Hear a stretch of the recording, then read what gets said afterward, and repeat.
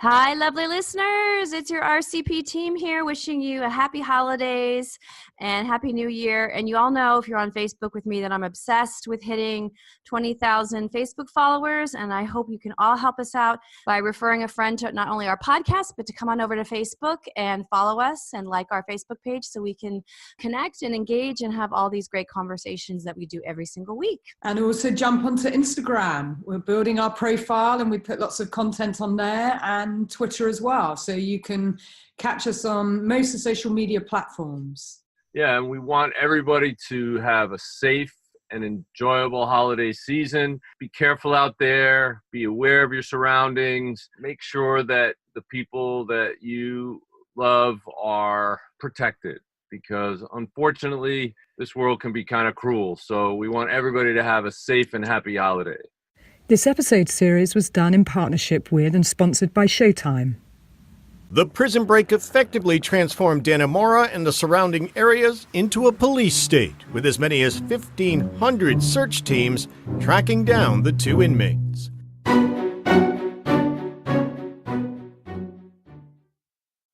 One of the most amazing things, I think, is the elaborate way they got out, cutting through a wall, shimmying down 6 floors, then going through this labyrinth of pipes to pop out of a manhole on the other side. It seems impossible that they didn't have inside knowledge of the layout of this facility. That sounds like a dumb question, but was it common knowledge, the layout of this facility? Did inmates talk about this? No. We don't have, common knowledge of the layout of the prison. Right, so for them to have that, it'd have to be somebody inside somewhere would actually give them this information, the maps of what leads to what. That's the only way I could see that happening. Hello and welcome to Real Crime Profile. This is Jim Clementi. I'm Laura Richards. And it's me, Lisa Z. And our guests, New York State Inspector General Catherine Leahy Scott. Deputy Inspector General James Davis. Well, we're continuing our conversation about the escape from the Clinton Correctional Facility in Dannemora, New York. So I have a question for you before you highlight key findings and recommendations. Who, in your view, was grooming whom?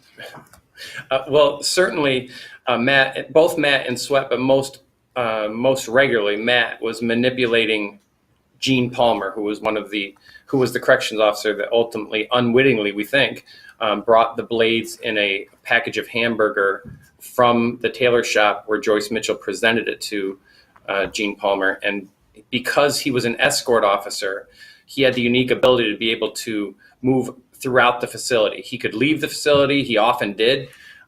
He would come back. He moved paintings in and out, which was currency for Matt and Sweat. They both were very talented painters, and they made multiple paintings for different workers. So he was never questioned. He had 27 years of experience. So he was a highly respected corrections officer, and he thought that he was grooming both Matt and Sweat to give information inside the facility about gangs, about violence, about threats against this facility. When in reality, what we found and learned by interviewing Gene Palmer was he thought at all times he was in control of the situation, when in reality, Matt and Sweat were manipulating him the entire time, feeding him false information, but just enough information that it seemed like it would be helpful. And with that, Matt and Sweat would continue to garner this friendship with him. And ultimately, one of the things I thought was funny, at least, or amusing, was when he brought the meat. So we know that Joyce Mitchell brought in 2 pounds of meat and put hacksaw blades and other tools inside the meat. She left it in a freezer with instructions that it should be brought to Matt. That's obviously contraband. It shouldn't be brought, but the meat itself without blades in it. And so when Palmer brought it up and walked it right through security, he doesn't go through metal detectors. He avoids metal detectors. He's staff. He walked around them. He walked in and didn't even sign into the honor block like you're supposed to in violation of the directives and the rules. And he walked right up to the cell like he did regularly and dropped the meat off. And ultimately, they cooked that hamburger that night into a goulash, and Palmer admitted that he ate some of that goulash. So the very transport of the hamburger was fed back to Palmer that day. He was oblivious, and the danger with Palmer especially is he thought he was the smartest guy in the room at all times, and he was being manipulated the entire time. And without him, they wouldn't have had that access to the cells. How's the How's a portrait of Ruth coming? Ruth? My girlfriend? It's our anniversary next week. That's my only gift. Do you fucking promise you'd have it ready for her? I'm fucking with you, Gene. Fuck you. Still drying. It'll be ready tomorrow.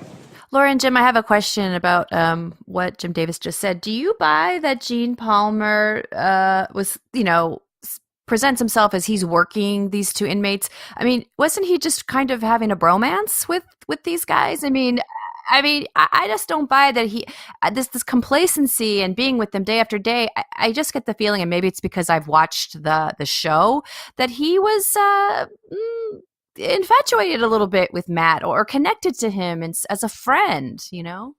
Well, I mean, it's hard to one of the most effective tools in getting cooperation from somebody is building rapport.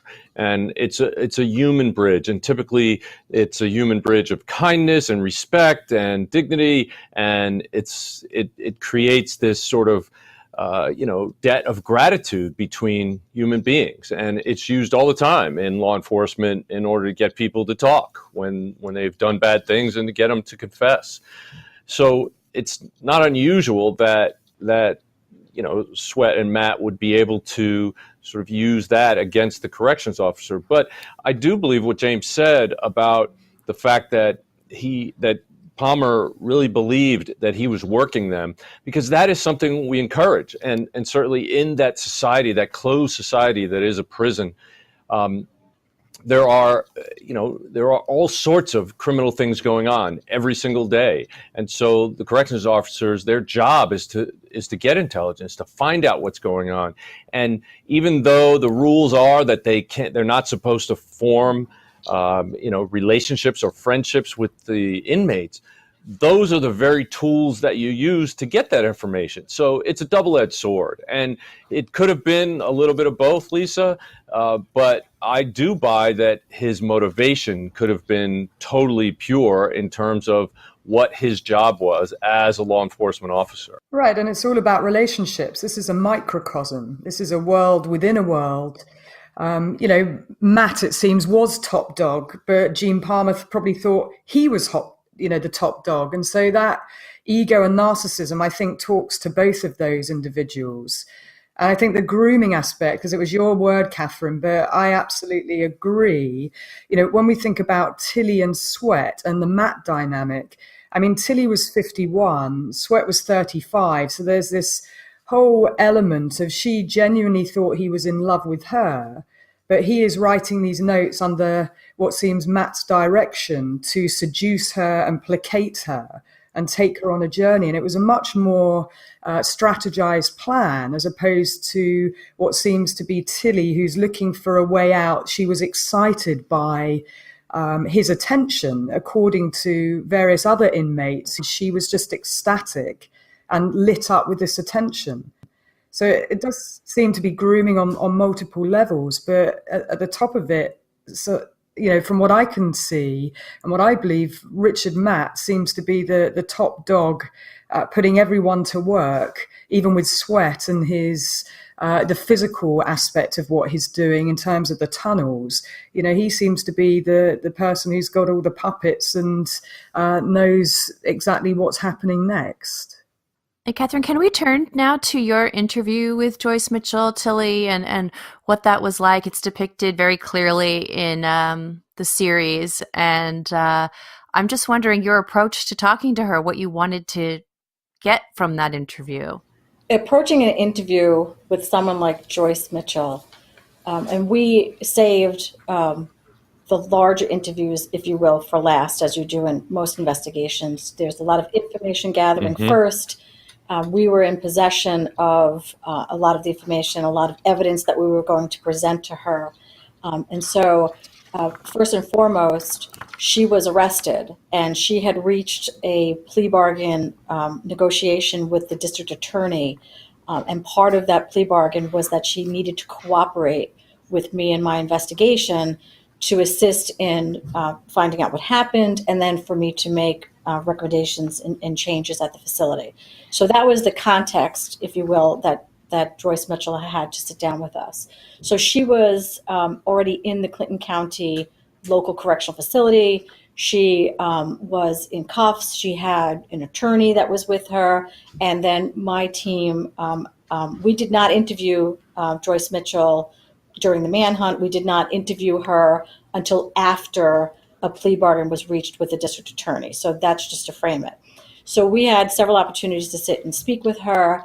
And she was a person who wanted us to believe that she was completely innocent of everything that had occurred, that these were things that actually happened to her, that she was a complete victim of what it was that these two inmates had done, and that they had duped her, and she had done whatever it was all unintentional and unwittingly, which of course we never believed at all.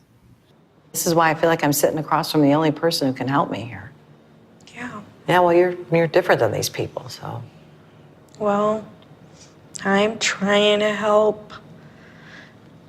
I mean, I'm the one who went to the cops. No one came to ask me. That's all I've been doing is trying to help. Our approach was to at least get her to admit to some of her complicity in this escape. And it really was quite difficult and frustrating, I might say, that she's absolutely she's lying under oath, quite frankly. And when presented with receipts, if you will, from the store of buying hacksaw blades, it's then and only then that she gives us a quasi admission that, well, it was that Really? that could have been me. That really could have been me. Right. So. Well, I mean, but the thing is, I'm sure that the plea agreement mandated that she tell the truth to you or it could vacate the agreement. That's pretty risky behavior on her behalf. Absolutely. That's absolutely true. And I will also say that many times her attorney would take her out of the conference room. Without obviously being privy to those conversations, she would come back in, and I'm absolutely confident that her attorney would look at her and say words to the effect, "You have to tell these people the truth." Tell them everything. Right. Right. So. A lot of crocodile tears, a lot of blaming everybody else. There must have been someone else involved, but I can't help you. I don't know. They couldn't have just used what I gave them. So the fact that she feels and was trying to convince others, including some other news outlets in which she was trying to portray herself as a victim, which is completely not believable based upon all the evidence that we had, that she not only was going to provide the getaway car at the precise time that they requested, but also to provide guns, ammunition, camping gear, clothing, maps, compass. She was definitely part of the escape. And especially telling, and I think it is reflected in the series, she has a panic attack. The night that it happens, Matt says, "It's going to happen tonight. You got to meet us. This is how it's going to happen." She goes home with her husband from work, and she starts to have a panic attack while they're eating dinner, which is understandable. Two murderers are about to escape, and she knows they're coming. In fact, that day, with specificity, Matt gives her exactly how she should comport herself. You take your car, you pull it over to the side of the road, you get out of the car, you go on your cell phone, and you pretend like you're talking on the cell phone right next to the manhole that we're going to pop out of.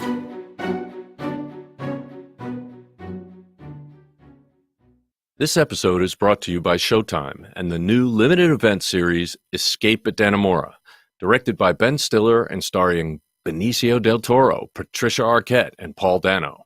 Based on bizarre but true events, Escape at Dannemora tells the story of two prisoners who broke out of a maximum security prison in upstate New York, and their twisted relationship with the female prison employee who aided in their escape. Thrilling, emotional, dark, and unbelievable. In the town of Dannemora, it's not just the prisoners who are looking for a way out. Watch Escape at Dannemora, now streaming, only on Showtime. To try a free month of Showtime, go to Showtime.com and enter code RCP30. That's RCP30 at Showtime.com. This offer is for first-time subscribers only and expires December 7th. When you think of the perfect gift, you probably don't think of an electric toothbrush. But the Quip electric toothbrush is one of the most gift-guided gifts of the season, and here's why. It's perfect for everyone with a mouth, and it's something they'll use twice every day. With all the travelling I do, Quip is the perfect electric toothbrush for me. There's no clunky charger and it runs for 3 months with just one charge. Quip is one of the first electric toothbrushes accepted by the American Dental Association, and the warranty is for life. It's the perfect practical gift that your loved one will use every day, and think of you. What more joy is there than that? So many reasons to love Quip, and that's why they have over 5,000 verified 5-star reviews. Quip looks like a big-ticket tech gift with a stocking filler price starting at just $25. And if you go to getquip.com/realcrime right now, you get your first refill pack for free with a Quip electric toothbrush. But you don't have to tell your giftie that. That's your first refill pack free at getquip.com/realcrime. I live with regret every day and will for the rest of my life. I'm sorry. I've never been so disappointed in myself, and I not only let myself down, but my family. My husband and my children are my life, my world, my purpose.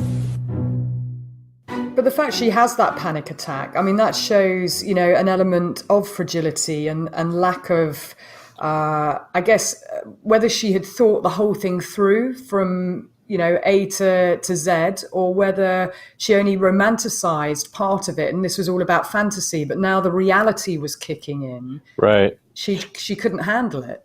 Right, and that shows a lack of criminal experience. So no matter how well these things are all planned out, the fact is this kind of leaks out that one of the people involved, at least, has no experience in these types of things. I mean, being a hardened criminal, it's built up over years. And being in prison as a prisoner helps sort of, we call it Crime U. Basically, it's Crime University. They learn from telling each other stories about how they were caught and how to avoid this in the future. But Joyce Mitchell, or Tilly, I mean, she didn't have that level of criminal sophistication. And so it came out on the night when everything was supposed to happen. As you said, Laura, before this, it was just a fantasy. Her wanting to break out of this small town, this existence that she probably hated, and her wanting to be, young and vibrant and beautiful and all that. This was all tied into that dream, and it was just a dream. And she couldn't carry it through, but she still gave them the tools to get out. She did. I mean, the fantasy reality, as we know, Jim, from lots of crimes and, whether sexually motivated homicides, etc., what's played out in someone's head is so different when it comes to reality. But of course, Matt and Sweat have each other as the echo chamber, as you say, in prison. But actually, Tilly has no one really in terms of who she can converse with. And her echo chamber is very much about, or has been up to that point, upholding the law and rules and regulations, although that culture of complacency and carelessness also, and the laziness that's around the prison, which I would really like you to both comment on, Catherine and Jim, because I think all of these elements just talk to the perfect storm. As you said, it's not one part. It's not just about what Tilly did or Joyce Mitchell, what she did or didn't do. It's not just about Matt and Sweat and what they did and didn't do. It's actually the whole culture, and it's this perfect storm that was created that enabled this to happen in the first place. I absolutely agree, Laura. And one of the issues that stands out for me the most in this investigation was the lack of inspections that occurred relative to the cell block and the honor block. That to me was just so shocking, if you will, that there were scheduled weekly cell inspections that were to occur.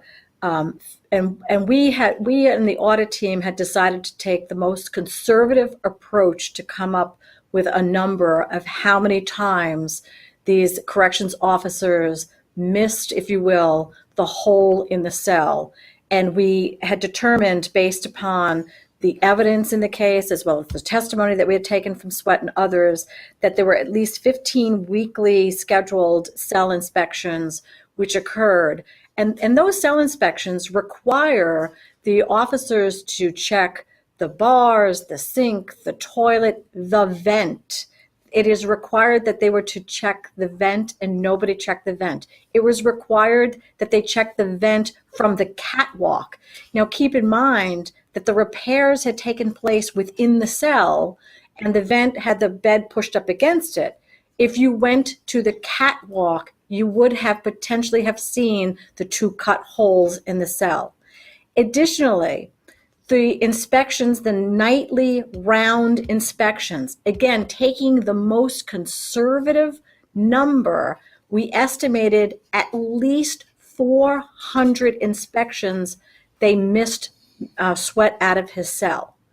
Then lastly, there were random cell inspections that were scheduled. Every day they would randomly have a number of inspections that would occur on cells. There's a lot of discretion that's involved in those types of random cell inspections. And interestingly, a cell that had been inspected the day before was again re-inspected versus Sweat's, who had come up on the random inspection. Also, Matt's cell came up on a random inspection in March of 2015. Right. He had the hole in the wall. They didn't find it. Wow.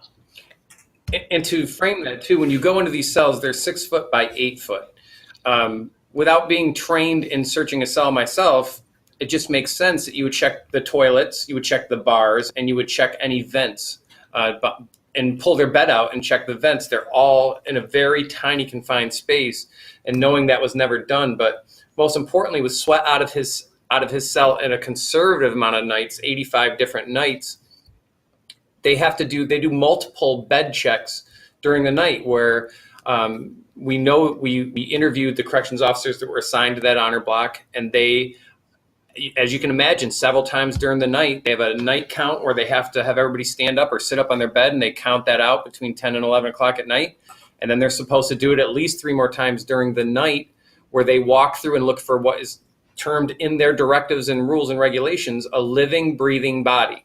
So obviously Sweat is out of his cell that entire time, almost every single night, and he's got a dummy in there. And they are allowed to tap on the cell bars, shine a flashlight in, kick the cells, poke him. They're required to see flesh. And clearly they didn't because he had the dummy in the bed, but they are required to see flesh. Absolutely. And what we learned from interviewing all the inmates in the honor block and interviewing Sweat was that the team that was assigned, and they'd been together for over 12 years, the 2 corrections officers that were assigned to that particular block, never did any searches and never did their rounds after the night count between 10 and 11 o'clock at night until the 5:30 a.m. master count for the entire facility. So if they had done that, and we calculated over 400 checks that they should have done on random counts to look for a living, breathing body, they would have upended this, and he would have been captured, and Sweat would have been found out way earlier. It was never done. Sweat had, during his interview, had told us that Matt and Sweat would specifically stay up late at night painting, under the guise of painting, in order to see if rounds were conducted, and they knew that the rounds were conducted. Additionally, we interviewed former inmates who said the exact same thing to us, that they would do the initial round at the beginning of the night, they would do the last one before the morning check, and no one did their rounds in between. So we have corroborative evidence regarding how these rounds were never conducted. And again, I'm using that 400 number as the most conservative number. Right. And even more importantly, the corrections officers that were assigned to that block, that honor block, weren't working 7 days a week. So there were nights that there were other relief officers that were there. And Sweat knew that those relief officers actually did the checks and they actually did the rounds. So they couldn't leave on those nights. And that's why we have, over the course of 4 months, there were some nights that he wasn't able to go because he knew, in particular, there was a female corrections officer known to our office who was very deliberate in her searches and always checked for a living, breathing body. And they didn't even attempt to go out when she was there. She wasn't ever there when a search of the walls and the vents and the toilet and the bars were done? That's correct. Right. She was on the night round, so she was responsible between the 10 o'clock and the 5:30 in the morning. She was responsible for the nightly rounds. But to miss an 18 by 14, cut hole in Matt's cell, I mean, that's not small. That is really quite staggering. And the fact that there was an investigation previously into Joyce Mitchell and Sweat's relationship, and that didn't turn anything over. It was seen to be baseless. I mean, that was another clear opportunity, wasn't it? If that investigation were thorough. Absolutely. And another one of our findings that was very shocking to us is when they actually did do cell searches. You can imagine even in an 8x6 cell with all the items that an inmate collects over time, legal papers, private books, private items they've purchased, things that have been sent to them by their family. It takes a long time. If done right, a cell search should take 45 minutes to an hour. What we learned from our investigation and looking at the forms that were filled out during that time is that they were taking less than 2.5 minutes to search the cells, and that 97% of the time they weren't finding any contraband. So we know they were just going back to that culture of complacency. They were going through the motions. They were maybe entering the cell, but they were moving some stuff around, but they certainly weren't doing a legitimate search. And that's one of the reasons since the escape, with every academy class going into the Department of Corrections, we send lecturers out to train them and to warn them about what happened in this escape, so that this sort of thing doesn't happen. It's our continuing, besides the report, besides this investigation, is the continuing maintenance and making sure that we are continuously doing trainings and doing additional frisks of facilities. So since that time, we've instituted a policy where we randomly go out to different correctional facilities, not just Clinton, other facilities, and do massive searches, and we found similar problems in these other facilities. And are they trained? Are they trained at the State Police Academy? Where are they trained?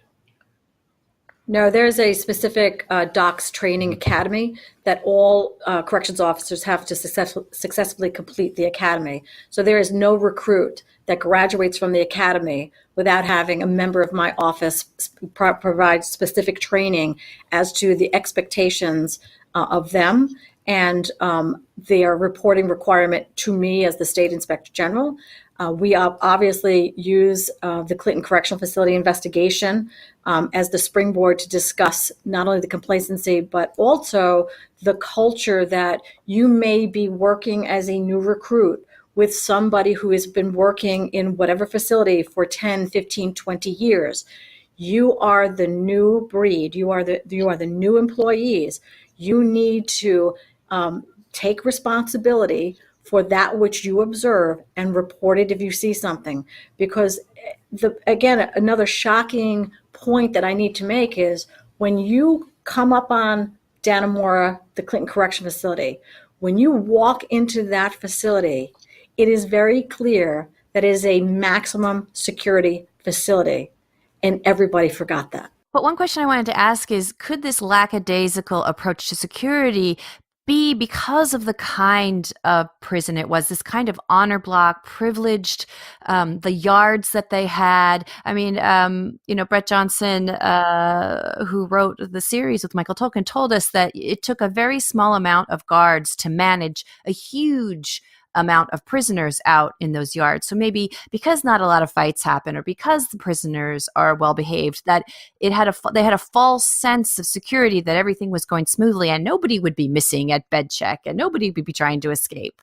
Well, it's that going into a facility like that, working overnights without people checking on you during the course of the night. At the time there were no video cameras in the blocks. There would be no way for facility staff to know with assurance that they were doing their jobs and they were doing those sort of things. So that you get this overnight, everyone's always in their cell the next morning, right? Everyone is back. No one's ever gotten through the wall. It adds to a level of complacency where they think no one's ever gotten out in 100 years. I don't really have to do my rounds. I don't have to do a legitimate check of the cells. And we're fighting against that constantly, that lackadaisical nature of that, and that it can be an unstimulating job, especially overnight, because all the inmates are in their cells and no one's checking on the corrections officers. You can see how they would fall asleep or have problems staying motivated and functioning like that. And we know that rules matter. You have to follow the policy and procedure. There's a reason you're checking for a living, breathing body. There's a reason you're doing a cell check. There's a reason that you should be checking the toilet and the vents every single time.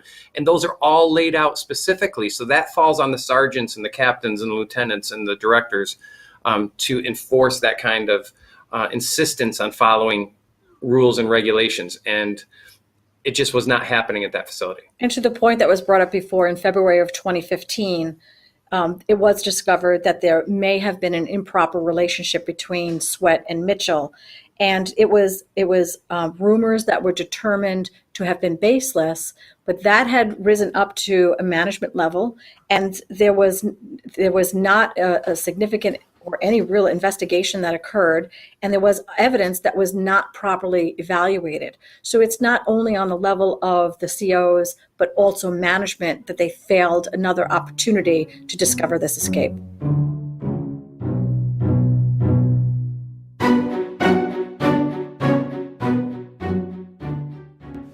The holiday is almost upon us, so if you're looking to zhuzh up your home with beautifully designed modern furniture, you may want to give Article.com a twirl. I ordered the moon lamp in gold. It's an elegant classic lamp that brings moonlight light to my cottage. It's gorge and I totally love it. There's beautifully made tables, chairs, rugs, and Article is an online-only furniture company, so there's no showroom or salespeople, so the prices are kept low and the quality's high. It's a win-win situation for us. Article is offering our listeners $50 off their first purchase of $100 or more. To claim, visit article.com/realcrime. That's all it takes. Go to article.com/realcrime and the discount will be automatically applied at checkout.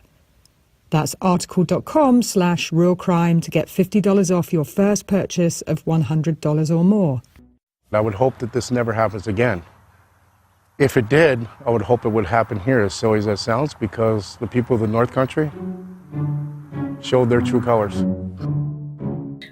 Interestingly, we had another complaint of a civilian having a relationship with an inmate at the Clinton Correction Facility.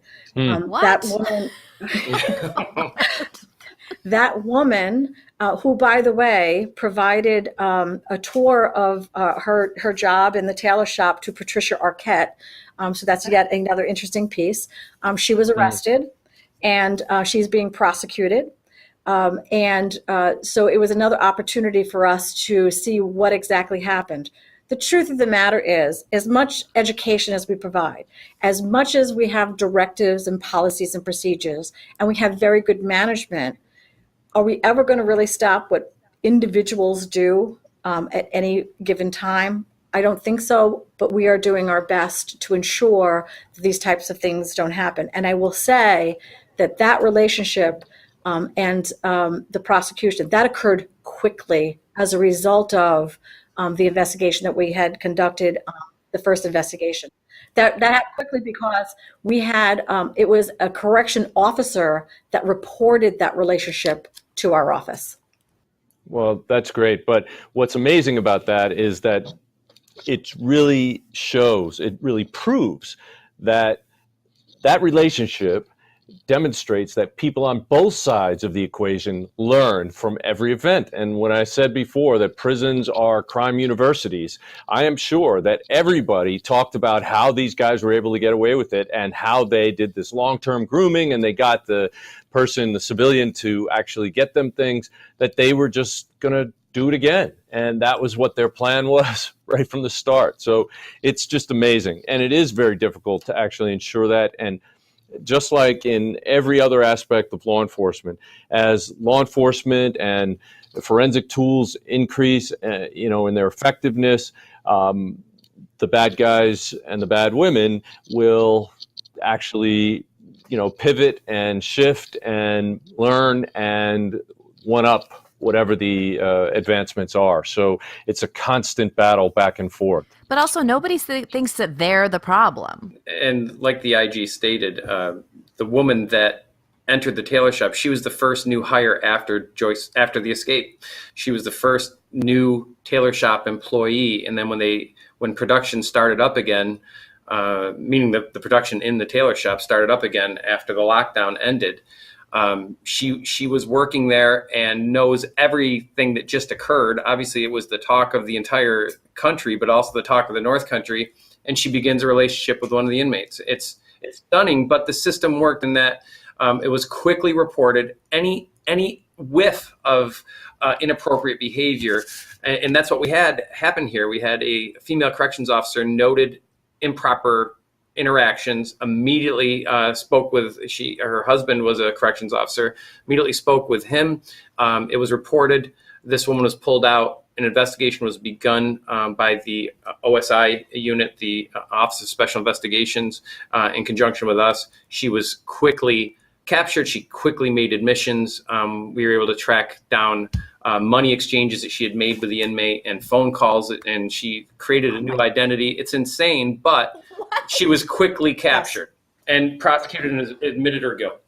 But on recruitment, I mean, is there any psychological testing for new hires? Because it just seems to me there's certain personalities that are not suitable to be in a maximum security prison, full of men. Well, it's a unique situation, unique as I don't think the public really understands the tailor shops and the workstations within the facilities across the state, and I think across most states where they have inmates working so closely with civilians. And part of what we recommended to the Department of Corrections was a civilian training academy. Correct. And with that civilian training academy, have them interact more closely with the corrections officers, because we noticed internally that there was a distinct breakdown and separation between civilian staff and correctional staff.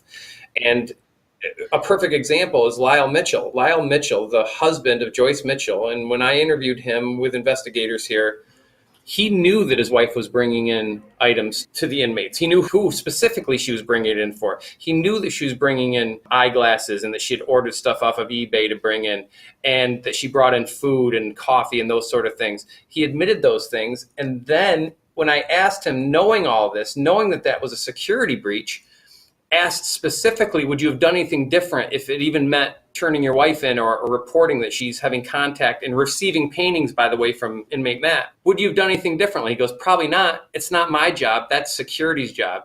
If they had checked her bag, then she wouldn't have done it. And I told her stop doing it, but she kept doing it. It's just stunning. So civilian workers also have to take a part in security. And when they notice these things, they have to report them. And Lyle Mitchell was unwilling to do that. Well, listen, we are running out of time, and we want to give you an opportunity to tell us anything that we've missed, something important that you guys wanted to talk about. James, do you want to say anything, to add anything to the dialogue that we've missed? Matt had previously escaped from Erie County Correctional Facility back in 1986. He was gone for 5 days before they recaptured him. He was also in prison for murder of another American in Mexico, and he tried to escape from the Mexican prison and was shot. And then even in 2008, when he was on trial in Niagara County, he tried another jail escape attempt. So you have a background with a 3-time attempted escapee trying to get, he should have been treated more carefully within the system, but he had been there long enough that he warranted being on this honor block. And I think that's important. We've corrected that. And it's since that escape, but that was a little bit shocking to us that someone with an escape history like that was able to warrant having an honor block and be able to manipulate corrections officers the way he did. Yeah, I'm glad you plugged that up. Yeah. Right. He was meant to be tracked. And he was flagged, allegedly. Both of them were. So I agree with you. It's a real irony. We have a new process in place relative to those who are permitted to be in an honor block type of cell block facility in the facility. Great. The one thing I would like to add is that although the issuance of my report came out in 2016, the continuation of the supervision over docs continues by me and my office. No one should feel that just because I've issued a public report that all matters have been taken care of and that this could never happen again. I sincerely believe that if Sweat had the opportunity, he would attempt an escape again, because that is the mindset of that particular inmate. So therefore, it is my responsibility to continue the review of all the policies and procedures of Docs Central as it affects all the facilities throughout the state of New York. Again, as we've mentioned, I train every recruit that comes out of the academy. We have done a number of surprised and unannounced inspections of facilities throughout the state. Unfortunately, we have uncovered a few things that is still violative of the Docs policy and actually common sense, quite frankly. And we will continue to do that, because at the end of the day, I don't think anyone can really appreciate that which Jim and I understand when we walked up into the North Country, that the population up there and how terrified they indeed were as to these inmates that were on the run. And I will never, on my watch, allow that to happen, not only at Clinton, but anywhere else in the state of New York. And this is an investigation that I still continue to be open to this day until the day I leave this job. Wow. Well, that's awesome. I appreciate that your dedication. I'm sure Laura and Lisa do as well. And I think it's amazing that you were able to do this investigation and be so thorough. And literally, not only was your report, incredibly detailed and thorough, but it was beautifully written. And it's been described as if it was written by Thoreau. So that's an amazing thing. Coming from a professional writer, that's an amazing thing. So thank you very much for doing that, because it formed the basis of the show, Escape at Dannemora, and I think it will forever be in the annals of now not only criminal history, but also Hollywood history. I thank you all very much for this opportunity.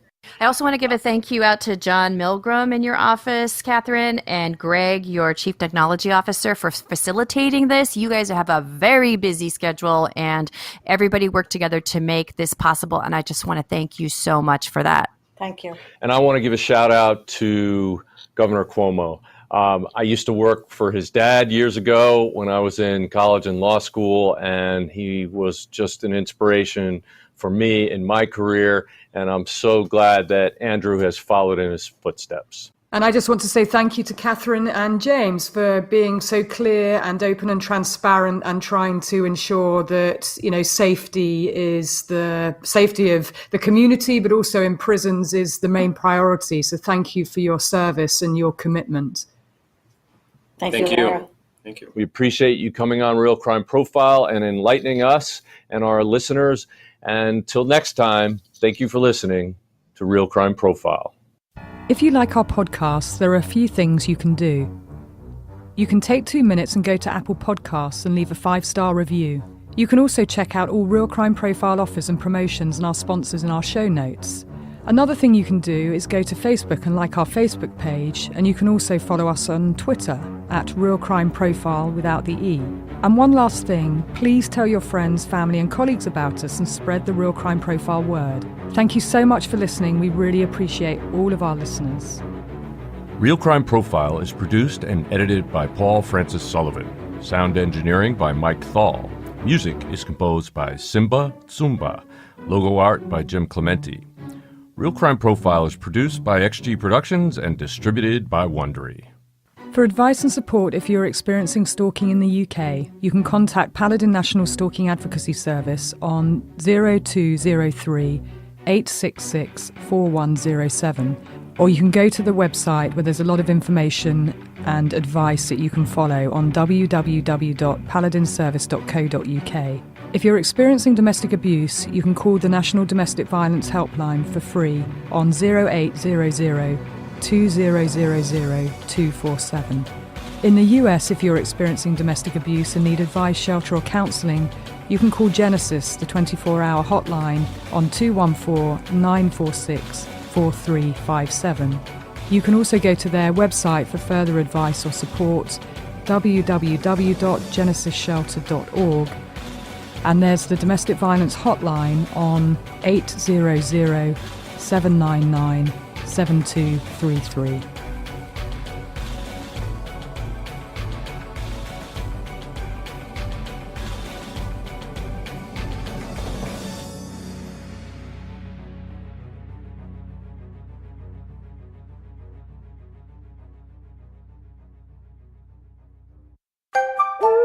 Bye.